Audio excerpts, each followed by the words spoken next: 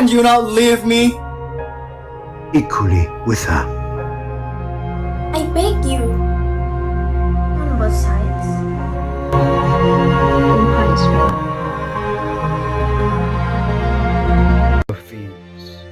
I am being told that heavy accusations have been brought against me by King Oedipus. If in this present difficulties he holds me accountable for any harm done to him through whatever I said or done, why then, I do not value life in his dishonor?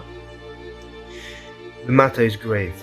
The fact is I am being called disloyal to the state, to my fellow citizens, to my friends. And Creon, don't you see? He may have spoken in anger, not from his mind. But did you not hear him say that I was the one who seduced the old prophet into lying? The thing was saying, I don't know how. Seriously. But you were watching him. Were his eyes steady? Did he look like a man in his right mind? Actually, I don't know. I cannot judge the behavior of a great man. But still, he is the king. You beg. How brazen of you to come to my house. You are murdered. Do you think I do not know that you plan to kill me, plan to steal my throne? Fool Creon, hoping with the support of friends to get a throne. Now, listen to me. You have talked. Now, let me talk too. You cannot judge unless you know the facts. You speak well. There is one fact, but it's difficult to believe in a dead listener like you. But above all, I must dispute. That above all, I will not hear you deny. I agree. But tell me this. What have I done to you? Advise me to send a wizard to turn you. I did. And I should do it again. Very well. Now tell me, how long has it been since Laillia? What of Laios? Since he vanished in that onset by the word. It was a long time ago. A long time. This prophet, did he speak of me at the time? He never did. At least not when I was present. But the inquiry, I suppose you held one. We did. But we learned nothing. Why did the prophet not speak against me then? I do not know. And I am the kind of man who holds his tongue when he has no facts. Go on. There's one fact that you know, and you could tell it. And what fact is that? If I know it, you shall have it. If he were not involved with you, he could not say that it was I who murdered Elias. If he says that, then you are the one who knows it. But now, it's my turn to question you. Please, I'm no murderer. First then, you married my sister. I married your sister. She has everything that she wants from me. I am third, equal to both of you. That is why I call you a bad friend. Reason it out. Will any sane man prefer power with all the king's anxieties to that same power and the grace of sleep? Certainly not I. Besides, I hate anarchy and never will deal with any man who likes it. That's what I have said. Go to the priestess of Delphi, and as for this other thing, if I were to be found guilty of treason, then sentence me to death. But not without good evidence. You do wrong when you take good men for bad, bad men for good.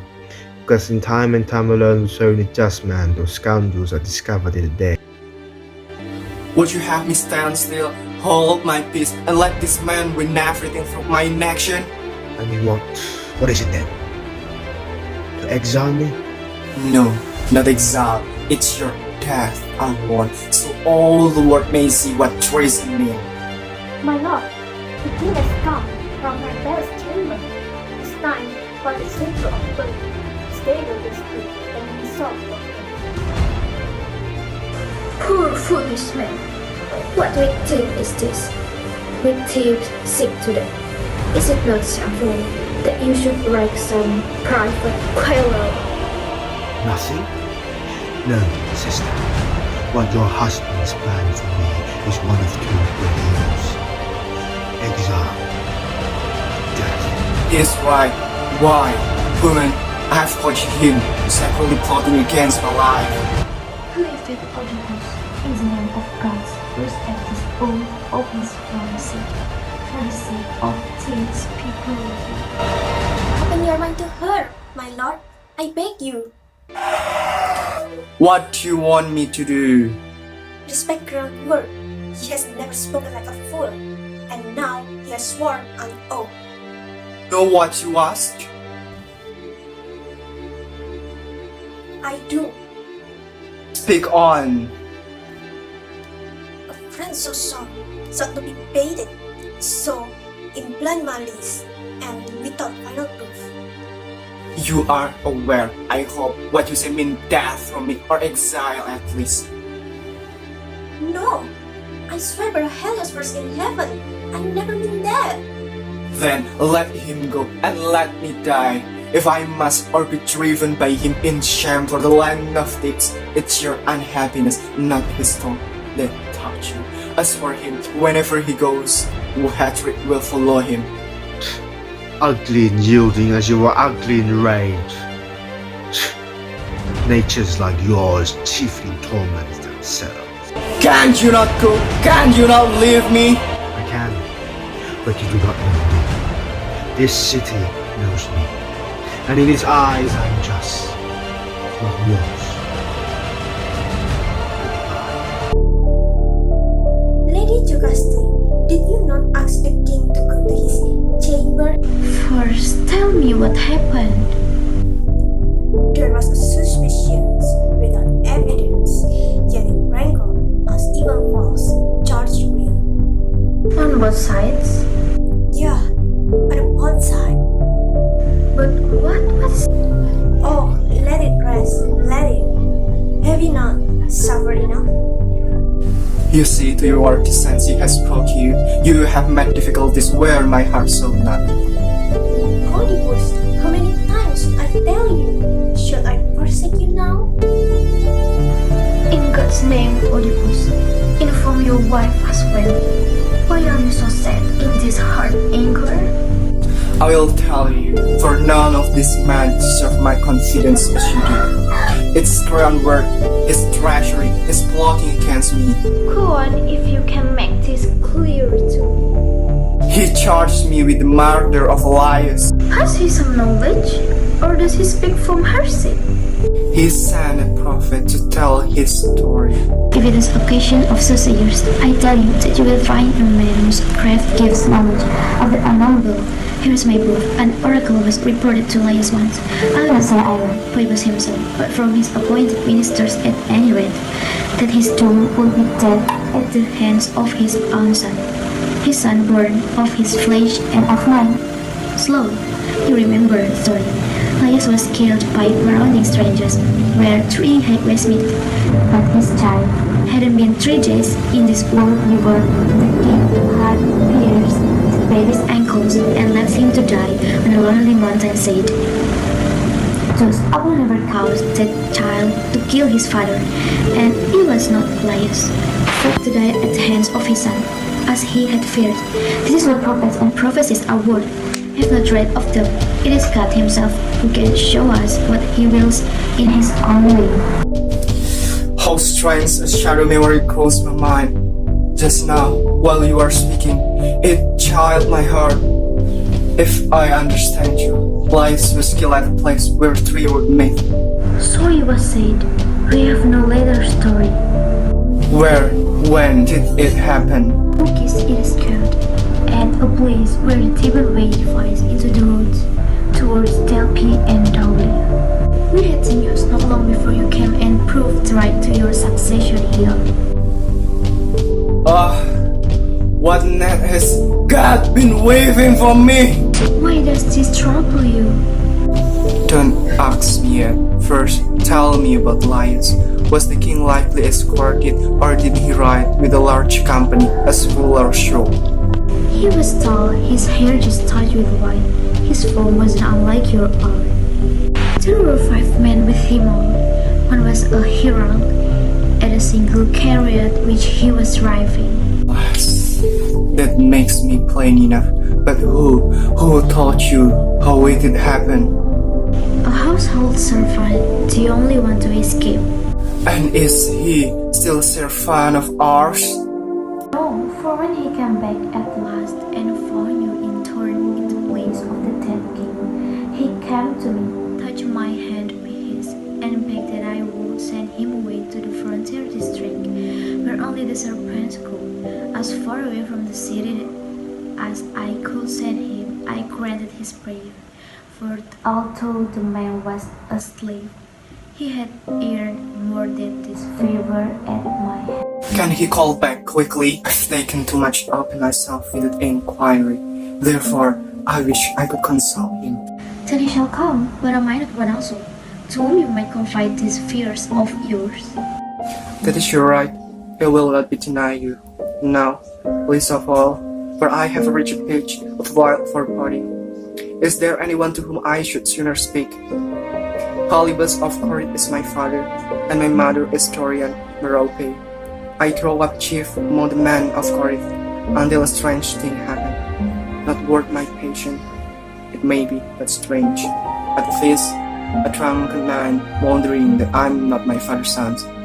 The next day, I visited my parents and questioned them, but they stormed and did not answer my question. I want to shrine and tell you. The god dismissed my question and spoke of other things, that I should lie with my aunt mother and brought children from her, and I shall be the one that killed my father. After I heard all this, I left Corinth. Sung by the oracle, I came to this country where you say that King Laillia was killed. I will tell you all that happened there, my lady. There were 3 highways coming together at a place I passed. There was a chariot with a herald come toward me, forcing me off the road healthily. That made me stop in range. I kill a man such as you described. I killed them all. Now, if the strangers and liars was kind, why is a man more miserable than me, more hated by God? Citizen and alien alike must never shelter me or speak to me. I must be shunned by all. Think of it. I've taught you with this hand that killed your husband. What devilment! You, my lord, have felt dismay at this, but there is hope. Let them to hear the shepherd. Indeed, I feel no other hope is left me. What do you want from him when he comes? This much. If his account of the martyr tally with yours, then I'm clear. What was it that I said of such importance? Why, marauders, you say, killed the king, according to this man's story. If he maintains that still, if there were several, clearly the guilt is not mine. I was alone. But if he says one man single-handed did it, then the evidence all points to me. You may be sure that he said there were several, and can he call back that story now? I cannot. The whole city heard it as plainly as I, but suppose to alter some detail of it. He cannot ever show that Lailla's death fulfilled the oracle for Apollos. My child was doomed to kill him, and my child, poor baby, it was my child that died first. No, from now on, where oracle was concerned, I wouldn't waste a second thought on any. You may be right, but come, let someone go for the shepherd at once. This matter must be settled. I will send for him. I wouldn't wish to cross you in anything, and surely not in this. Let us go. Let me be refined in the ways of right. Slowly the path I journey on. Let all my words and actions keep the laws of the pure universe. For highest heaven hand it down, for heaven is the brightness. This generation of the realms of light are never mortal kind, but they begot. Nor are they slaves of memory, lost in sleep. Their father is greater than time, and age is not. The tyrant is a child of pride, who drinks from his great second cup. Recklessness and vanity, until from his high grace headlong, he plummets to the dust of hope. That strong man is not strong, but let every ambition be denied. May God protect the restless for the state, in harmony, in calm policy, where we feel God, and on his ordinance be. No immortal power in all may be covered in a need of pain. The price for which his levity is sold. Shall we lose faith in darkest obscurities? We who have heard the words called, discredited, and the sacred deed of Zeus and expressed no more. The deeds and the strength purposes must make a better yet to be understood. Zeus, if indeed you are Lord of all, throned in light of the night and day, mirror this in your endless mind, our master's call, the oracle.